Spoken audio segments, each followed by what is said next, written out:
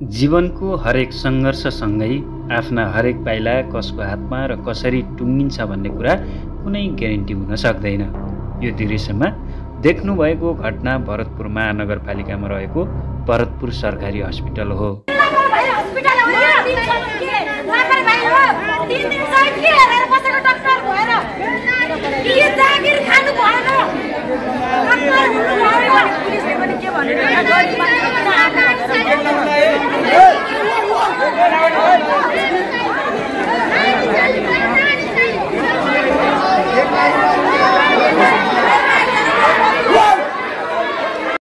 जहाँ एक महिला गर्भवती अवस्थामा बच्चा जन्माउनका लागि भरतपुर हस्पिटल पुग्छिन्। हस्पिटल पुगेर आफूलाई पीडा भएको र बारम्बार बच्चा जन्माउन अपिल गर्दा पनि नर्सहरूले कुनै वास्ता नगरिसकेपछि आमा र बच्चा दुवैजनाको ज्यान गएको छ।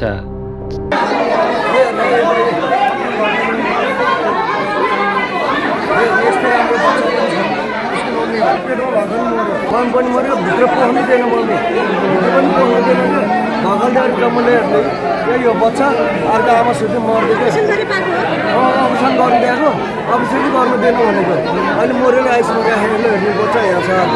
यस्तो गर्दा के त्यो गर्ने डाक्टरहरूले काम के हो? यो पहिलेको बच्चा हो हजुर, यो पहिलेको पहिलेको अनि यस्तो डल्ली गर्नुपर्छ हेर्नु त यस्तो अत्याचार गर्नुहुन्छ त अनि अरू मान्छेहरू त्यस्तो गर्दै लाग्यो। 3 दिन भइसक्यो हजुर, भित्र पढ्नै नदियो क्या ओले भन्दाखेरि बच्चाहरूलाई भित्र पढ्नु नदियो, बच्चा निकाल्दा मान्छे बच्यो नि आमा नि मऱ्यो, पेटमै छ बच्चा पनि अहिले।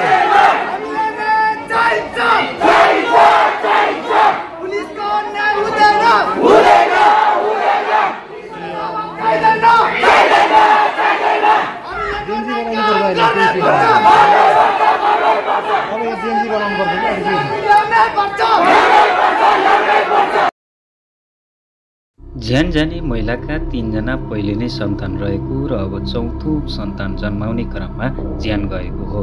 अहिले हस्पिटलको लापरवाही र पीडितले बारबार आफ्नो पीडा सुनाउँदा पनि नर्सहरूले कुनै वास्ता नगरेको भन्दै सर्वसाधारण आन्दोलनमा उभिरहेका छन्। भनेको उनीहरू चाहिँ महले हेरेर बस्नु क्या त्यस्तो गर्दै के ल यस्तो राम्रो बच्चा त्यस्तो होइन नि त। यो बच्चाको घर गाउँ कहाँ? हाम्रो एकै ठाउँमा मेरो छिटो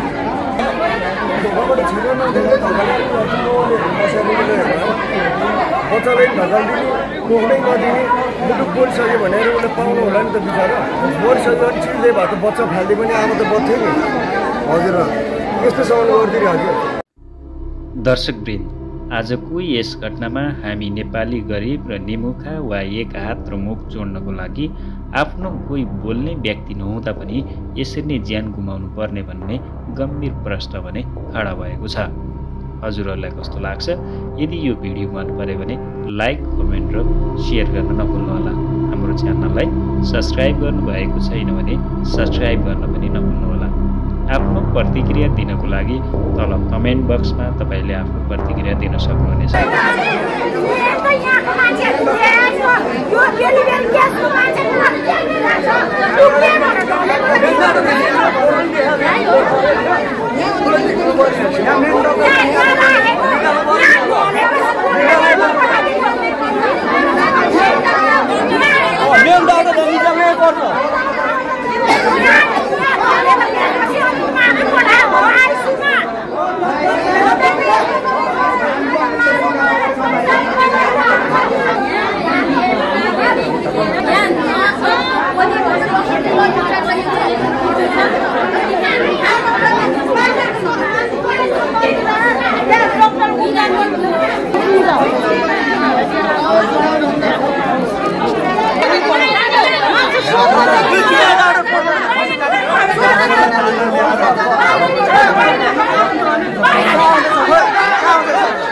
जानै पर्छ